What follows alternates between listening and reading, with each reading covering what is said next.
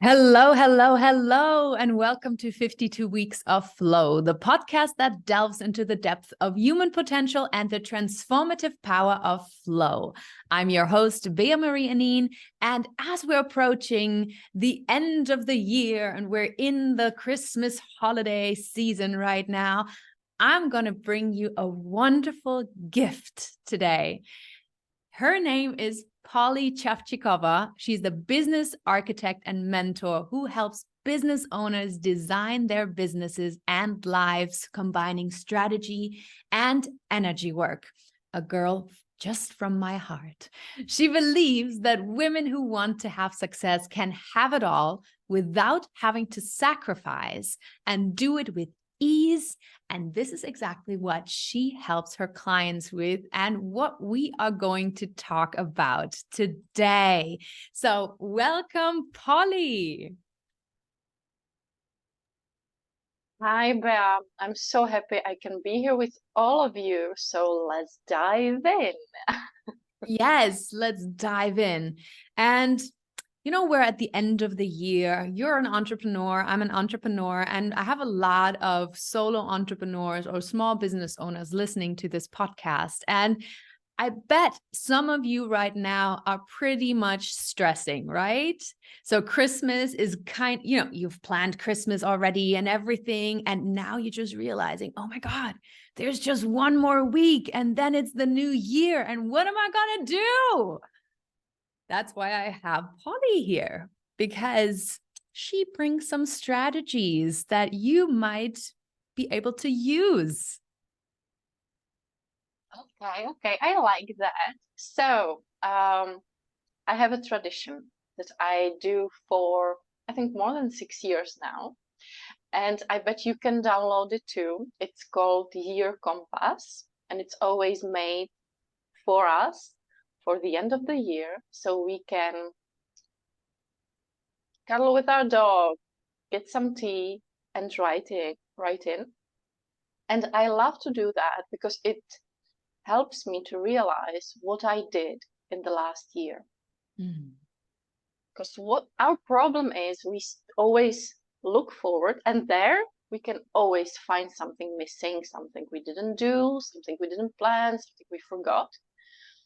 But if we look backwards and see what amazing things we did and experienced and learned in the last year, for me, it helps to calm down.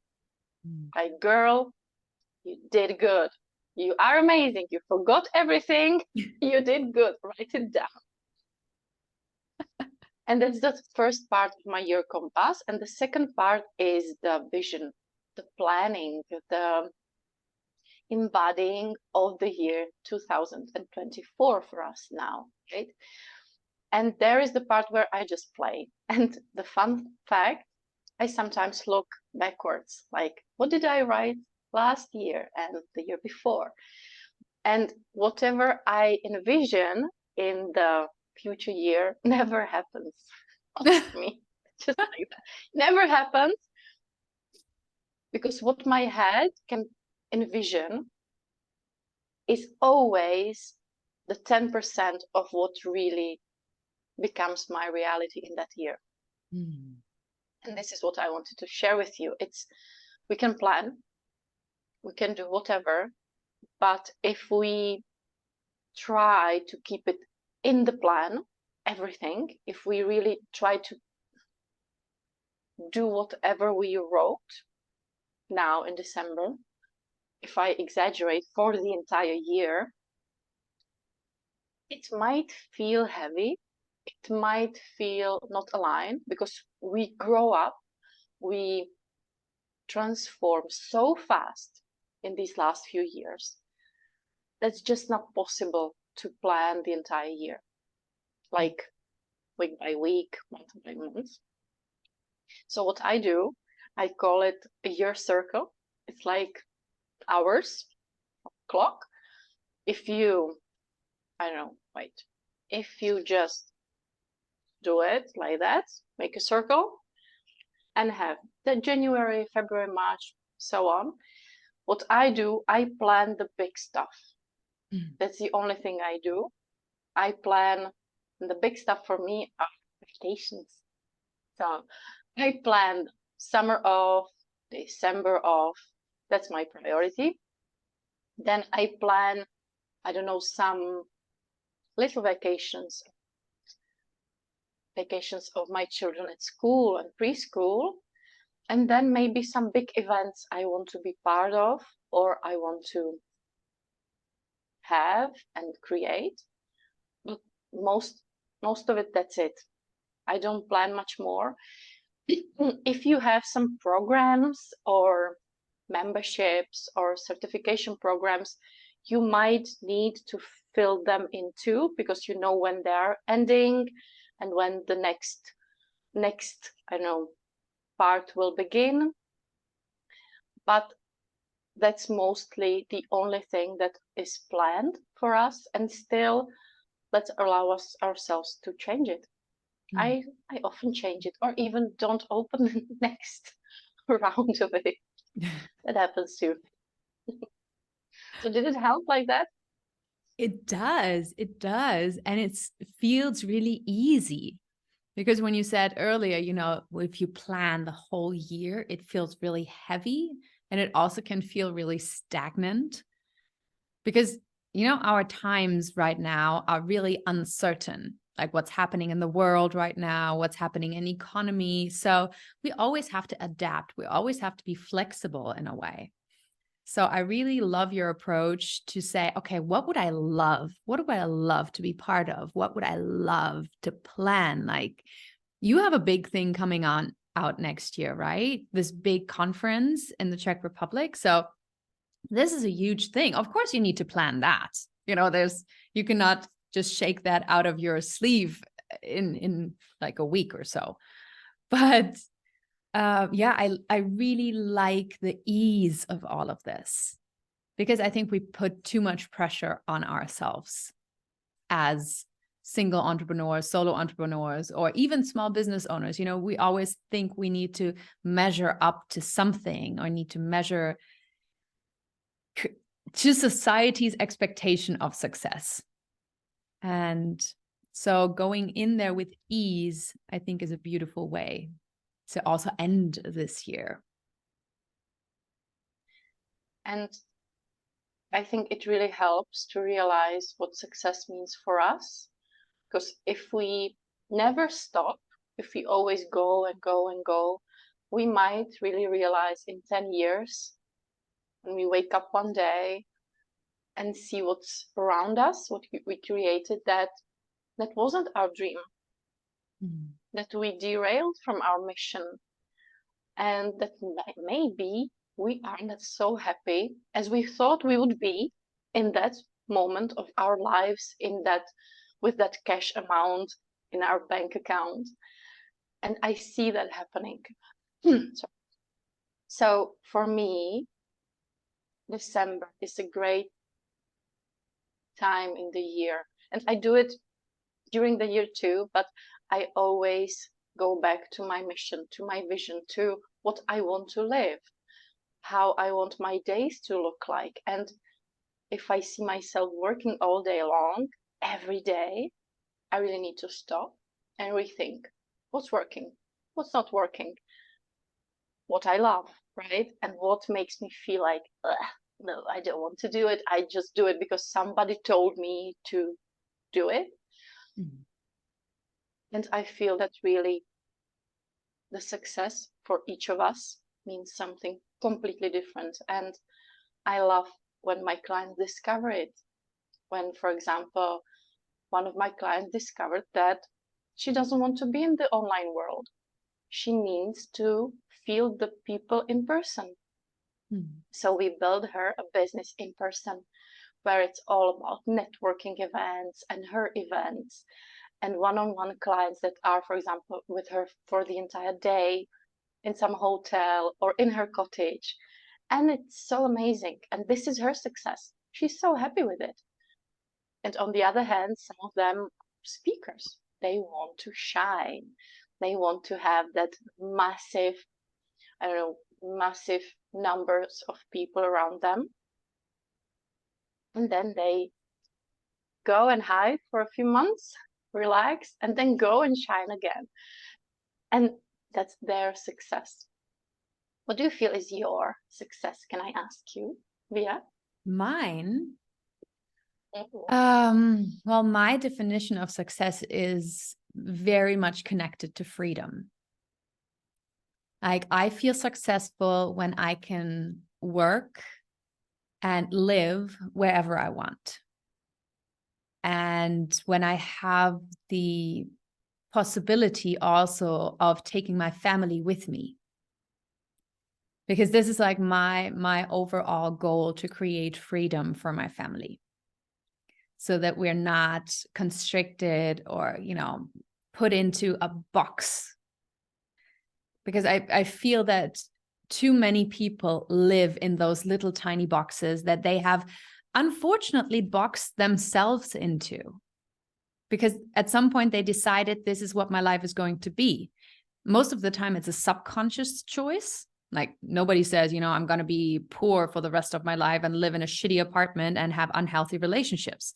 No, but the moment we do not decide that we want to grow, that we want to expand, that we want to learn, we decide to do the contrary.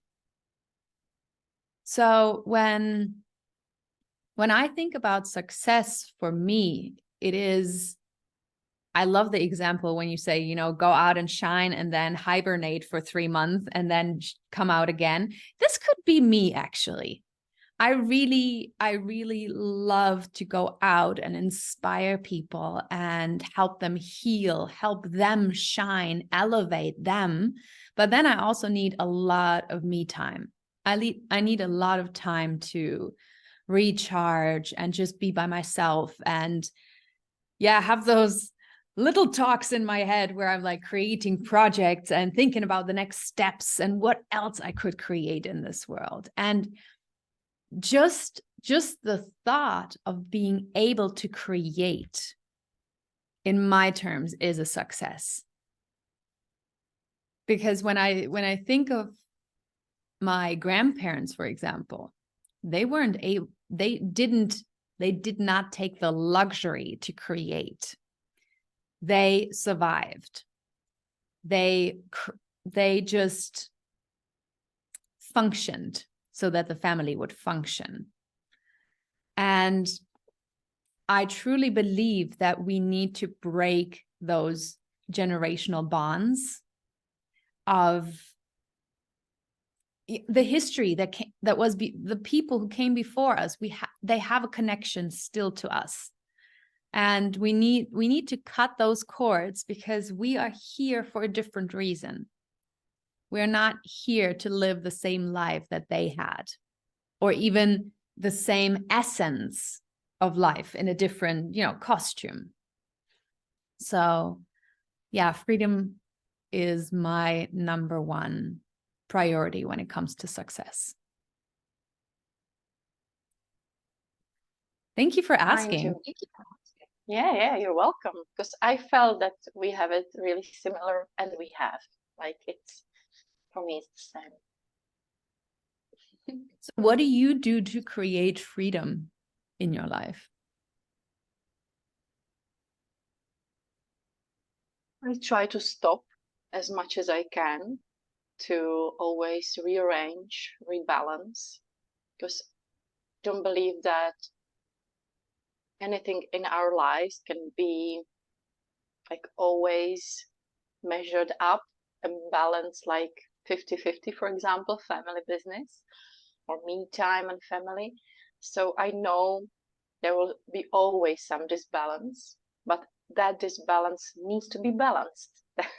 That's the fun fact, because some days I will work more and be less with my family.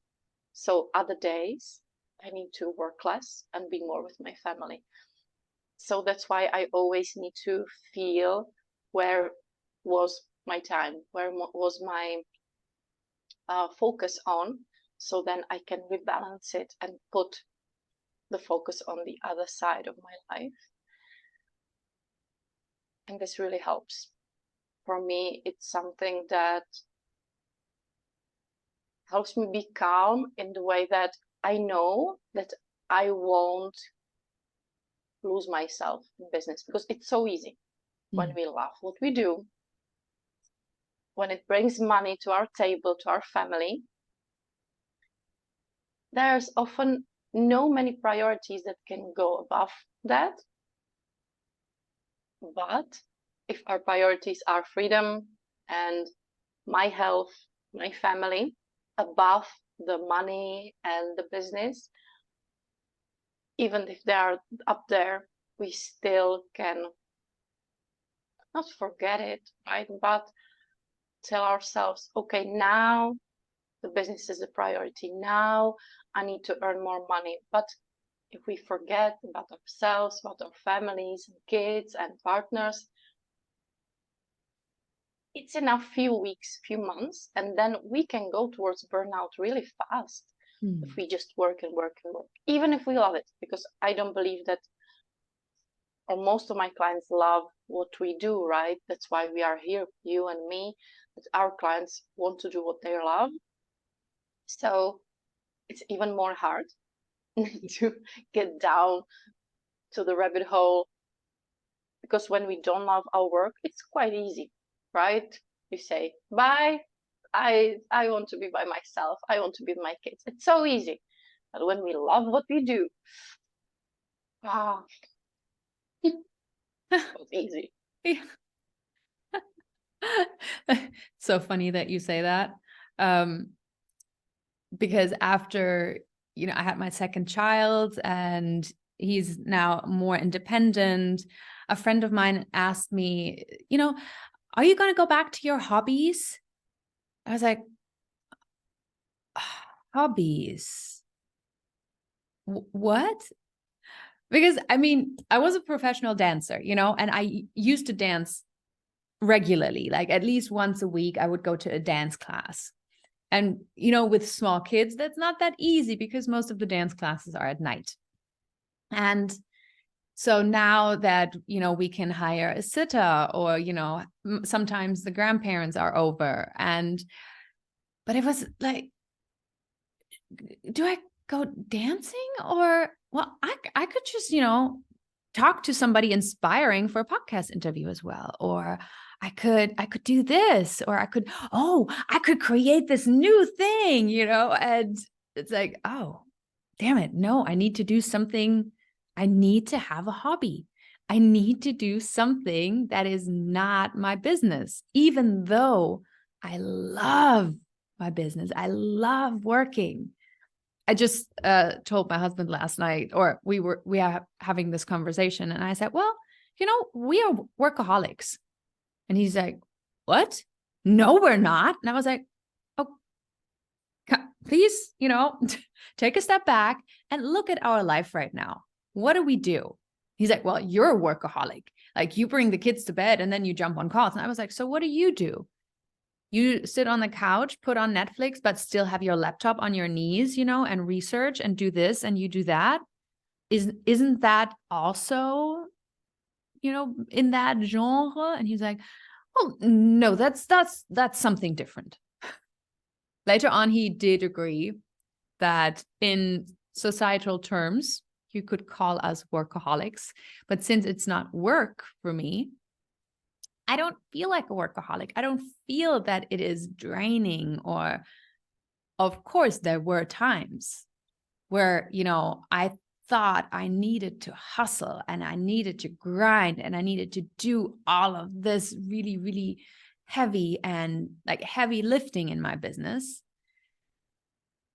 And I have to admit, I did burn out at some point. I didn't have a burnout, but I was really tired and I was really unmotivated because it just didn't work the way I wanted it. So finding the joy again and finding the love for what I do again, the big why.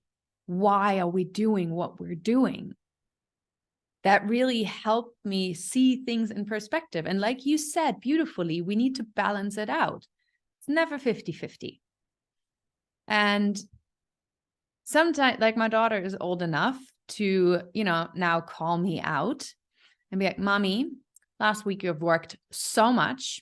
This week, I'm gonna get a mommy Juna day. I was like, okay. You tell me what you want, and I will make it work. And yeah, so I was really proud of her, because I would have probably worked. Yes. So when we come back to, strategizing, how do you work with your clients? I mean, you already gave us a little glimpse when you talked about your one client that you helped, create her dream business. But if I would come to you and be like, okay, I have a family, I have this, I have a podcast, I'm doing summits, I coach, I'm an energy healer, and I do all of this, and I want to do all of this, how would we work together? How would that function? How would that work? It's always different, but the main priority is that we set the goal, the intention. What do I want from my life, and I'm not having it now, or what is missing? The reason why clients come to me, that there is something missing. Sometimes, and I would ask you, what is missing? Money, or maybe not enough reach, like not enough people in your surroundings. And from that point, my amazing superpower is that when my client talks and we just dive deep around what is missing, what needs to change, why it needs to change, is it something really that you want to change, or that is just societally said that you shouldn't be doing it like that, but you love it, right? Some of my clients, and in my archetypes, they are called fun workaholics. And that's exactly you and your husband. And me too. I'm a fun workaholic. I just love it. And it brings me fun and it brings me love. So I have no reason to stop. Why ever stop? And we need to balance that. And from that point, we check if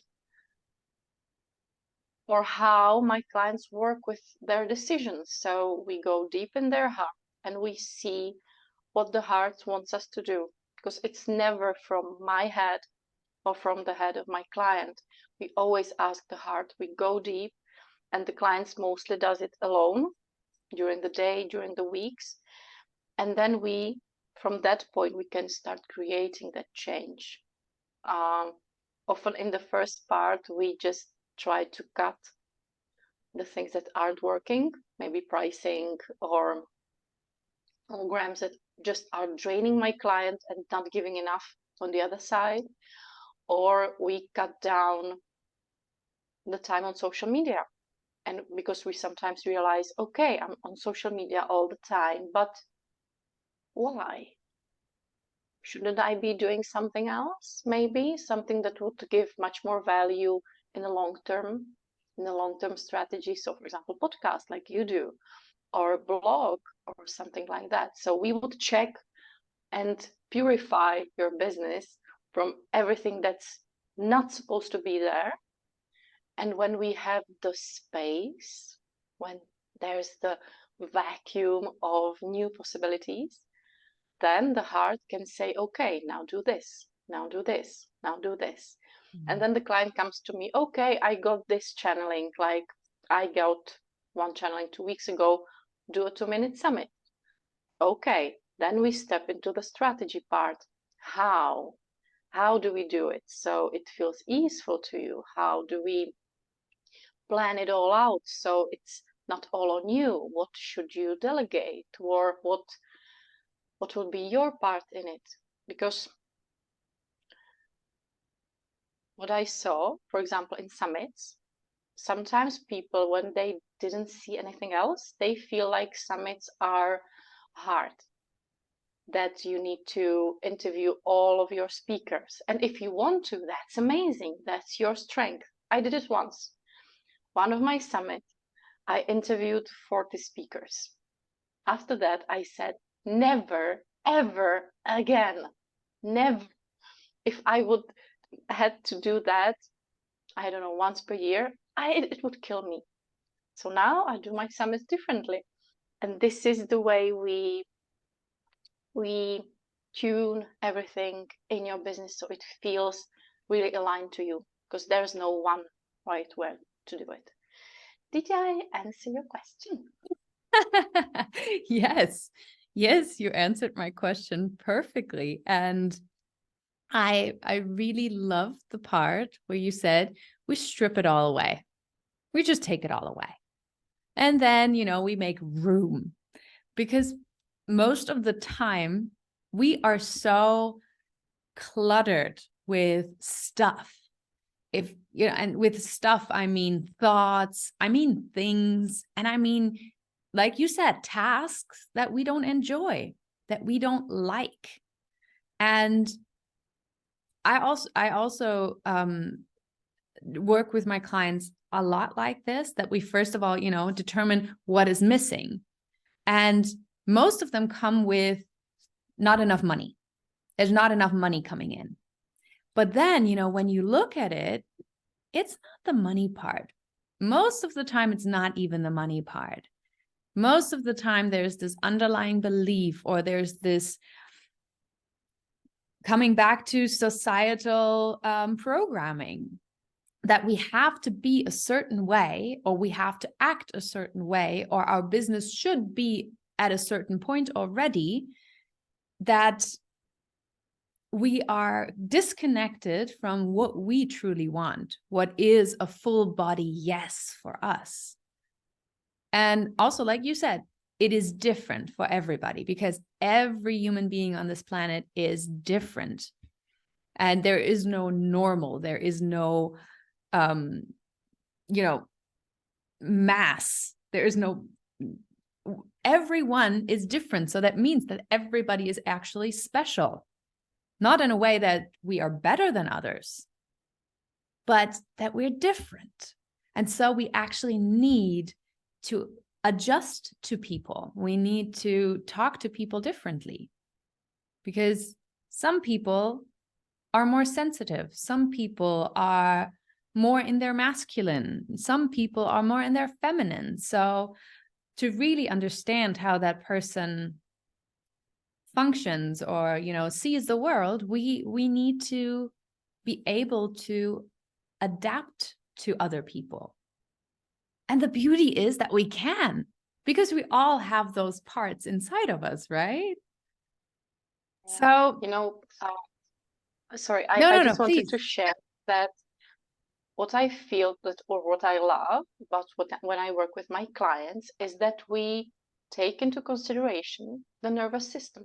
Because I feel that should be a part of our strategies. Because I will never say to my client, okay, we are seeing that you earn not enough money, we should maybe, I don't know, change from one-on-one to group, even if that's not her strength.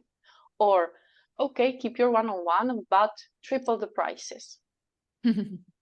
What might it do to her nervous system? Stress. Will she really do it? Will it really work? Yeah, in the long term, it could be our goal. Like, yes, if you need to earn this and this amount of money, you want to keep your one-on-one, because for some people, the group things aren't their strength. So we set the goal. We say, okay, your prices maybe should be up here, or we should do another packaging or anything like that. But we always do it step by step. If the client feels like dying, and I exaggerate, I love to exaggerate things, because then we feel in our bodies how much stressful it is. Because if I say to one client, let's triple your hourly rate, she says, yeah, great, let's do that. That means her nervous system is quite all right and it's ready. And for somebody else, she would go into panic mode, like, oh, never, never, no. Then we would strategize and plan the step-by-step growth where she would feel more like it. So I feel we never think of our nervous system. We always think like, well, I need to overcome it. Business ownership, it's about creating more space and overcoming our fears and all of this stuff. And yes and no, it doesn't have to be always in the red zone of the panic. Mm-hmm. If we imagine, right, we should be in the green zone, like I'm all right. Sometimes go in the yellow zone, like, yeah, I'm scared, but it's the right thing to do. But the red zone should be out of limits, like no go for neither of us. Yes. Yes. Thank you for bringing the nervous system up. Because I really do believe we have not really grasped everything that we are. Like all those different parts of us, like when we talk about the physical body, the emotional body, the energetic body, like in the physical body, you know, our nervous system, our organs, like all of those, they talk to us. They tell us if we are in a good state or not. Our emotional body talks to us. You know, sometimes when even men, so please don't feel excluded in this right now, because even men, when they're completely stressed out or overwhelmed, they start crying for no reason because their emotional body is over full. So we need to release that as well. And there's also the energetic body. Some people like me can house multiple amounts of energy, like big amounts of energy, and some people can't. That those people need to go in a cave. They need to hibernate a lot. They need to be alone a lot so that they don't get overwhelmed. And we live by this standard, you know, that we go to work, we do this, we have a family, and we repeat the next day. We do it all over again. And then we go on holiday, and then we do this, and then we do that. And life is not a cookie cutter method. Business is not a cookie cutter method. Oh, tongue breaker here. So taking all those different parts into consideration for yourself as well, you know, when you start a business or when you hit a roadblock in your business, looking at, okay, how's the state of my nervous system? How am I taking care of my body? Am I filling my body with the good stuff, or am I, you know, eating on the fly and just eating junk food all the time? Am I drinking enough? Am I hydrating enough? Is the outside of my body healthy? Like, am I, you know, am I exposed to enough sun? Am I like all of those different things that help us thrive, actually? So, yeah. So can you help me out on this one a little bit? About thriving, about what makes us like feel okay.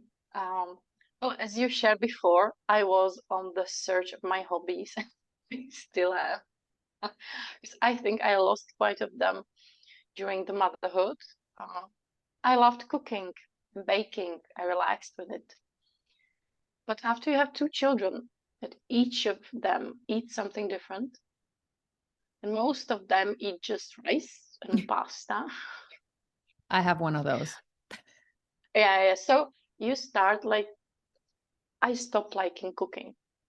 So I needed to find something else. And I dance like you. I love it too. But I often feel tired. So it's really about, for me, examining what makes us happy. And it changes even during the year. So when it starts, now it's snowing outside here. So when it's snowing, I feel just to crochet, for example. I love it. I just sit, have some Netflix, crochet, or kids play around me, and I create something. I love to create. And when I put that energy not only in my business, but in something else, that really satisfies me. I hate to be bored. So I always need a project. And it can be a business project, but it can be a project like making a sweater for my daughter. So I did it last year and she wore it for the entire winter. And she was so happy and so proud, like, Mommy did it. And during the summer, it was writing a chapter in a book. And again, when the book came home, she was the first one to take one and ask, Mommy, can I take it? Can I have it by myself in my room just for me? And I said, of course, that's your book. So even admitting that not doing anything isn't fulfilling for us is a great thing. And I needed to accept that part of me, to say, okay, I really need projects, even with my hobbies. Like if I want to cook or bake, I love the planning part, the Pinterest part, where I check the recipes and find all the details. Or when we do it with our daughter or with my son together, like, what would we like to cook or bake? Let's find out. Let's buy everything, then do it. This is everything that fulfills me. And when I relax and when my phone is off, far away, that's something that then I can bring to my clients. Because I think 99% of us created the business for the freedom, but we take it away, like you said, so often from ourselves in this way, because we love it too much and then we work too much. Or it's not working because we listen to the outside and not to the inside, not to what our body told us to do. And we lose ourselves in it. So for me, projects, little ones, or dates with my husband, or plans like we are swimming every Monday together, then we're having breakfast. So the Monday isn't the start and the fast start of the week, but we slowed it down. So we start work really later in the morning, and it really helps to connect, to plan out, or just chit chat, and then slowly start our work. So this is for me. I told my husband about your Monday ritual, and he was like, this is such a good idea. This is such a good idea. And we're actually planning our Mondays like this now. So swimming too, or what you're planning to do? Yes, swimming as well, but I think we're gonna vary it a little bit. Like yeah, in the summer, because we like to play tennis as well. I think we're also going to play tennis then again, and just to have like this 1 hour together on Mondays, or 1.5 hours in the mornings. I think it's just, yeah, a really, really beautiful and nice way to wrap up the weekend, because everyone who has a family knows that the weekends are really energetic, full of stuff. You just do the whole time. And if you take that energy into your business, like straight away, I mean, some people can probably do it. I can't. So usually like Mondays were like my down days. But since you said that, I thought this is such a good idea. So yes, our Monday mornings are now couples times as well. And that's so great, right? So you nourish your mind, nourish your body, and your relationship. I feel like it's 3 in 1, everything together. Yeah. And yeah, Monday is my slow day too. So it helps me really to keep it slow. Yeah. Because there's a time block. I can't plan anything. So so I'm happy you're doing it too. Yes, yes. And that is the beauty of collaborations. I mean, all of our listeners, you probably feel that there's a shift right now. There's a shift in energy at the moment. Like things are changing, and we are moving away from competition, and we're moving towards collaboration. Because like I've met Poli in person in November at this beautiful retreat, and we hit it off right away. And she inspired me in so many ways, you know, like creating my Monday mornings like this. And we're creating something for 2024 together as well. And those collaborations, they are not just business opportunities, but they're also nurturing for your mind, for your emotional body. And you get to be in the presence of amazing people when you collaborate. And when you collaborate, a lot of people think, oh, no, that I'm giving away power. No, the opposite is the case. You are elevating, you are being elevated because you're combining your energies, you're bringing your energies together and you're lifting each other up. It's like when you march and you are, what is this called? When you go hand in hand or arm in arm. Yes, is it arm in arm then? I think so, but not certain. Okay, for everybody who cannot see us, it's like this when you join arms together, not hands, but arms together. And when you march together and you're building this chain of people, you're a lot stronger together as if you're just marching by yourself. And for a lot of people, I think being an entrepreneur or solopreneur meant in the past, doing it all by yourself. The word freelancer, for example, translated to German, is basically you always work and you always work by yourself. So, and yeah. Nobody wants to do that.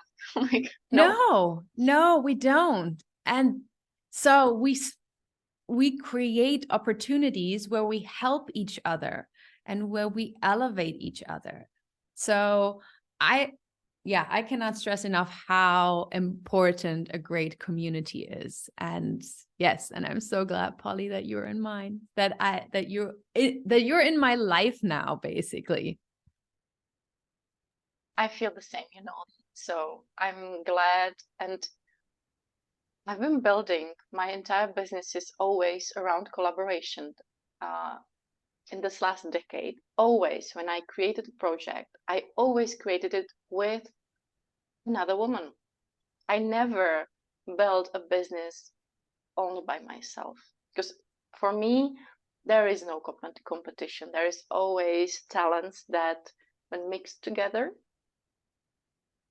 they make it perfect. So for me, it's something really natural to build something with somebody else. And I feel even how it releases the stress. Mm-hmm. It's not all on one person. It's not all on me, all on you. It's divided. So when somebody is low on energy, the other one complements it. And again, it's the balance. Yeah. Yes. Beautiful. And I could talk to you forever. I could really, spend the whole day with you, but I think this would completely break the what's it called? The limitations of a podcast episode. So, Poli, thank you so much for coming on and just sharing your wisdom and your energy and your light with our listeners today. If you could give them one more thing on the way, what would that be?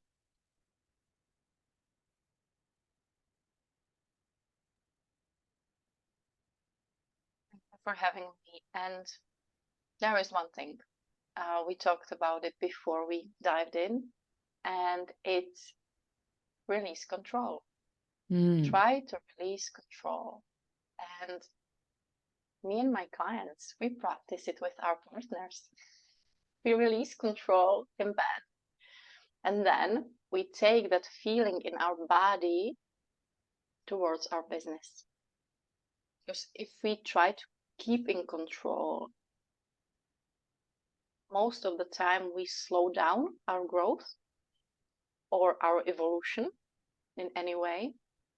So when we let go of control, when we believe everything is happening for us, it really comes down to that, and it's amazing.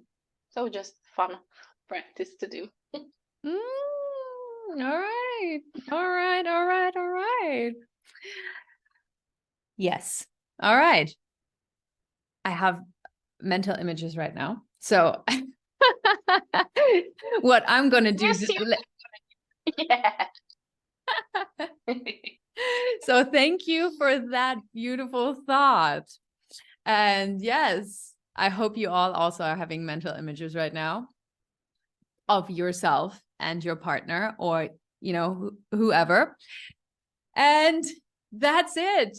That's it for today. That's our show. Thank you for tuning in and staying with us till the end. I'm giving you a virtual high five right now because you've completed another amazing episode of 52 Weeks of Flow.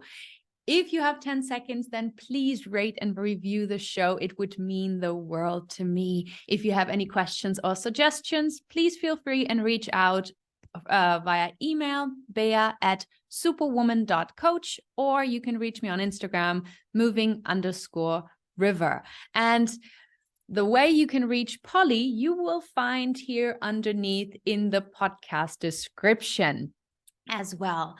So this is the last episode of the year. Woo! I wish you a wonderful rest of the year. I wish you an amazing New Year's and New Year's celebration. And if you haven't, then please check out the Superwoman Circle if you're looking for an amazing community to grow and to thrive with. And right now we are starting the Rough Nights workshops. It's a 12-day workshop where we harness the power of the holy nights, the nights between the solar year and the lunar year, to really, really ground our 2024 in this moment, and to really take that energy and elevate our business to where we want it to go. So if you haven't yet, check this out. So thank you, Poli, again so much for coming in.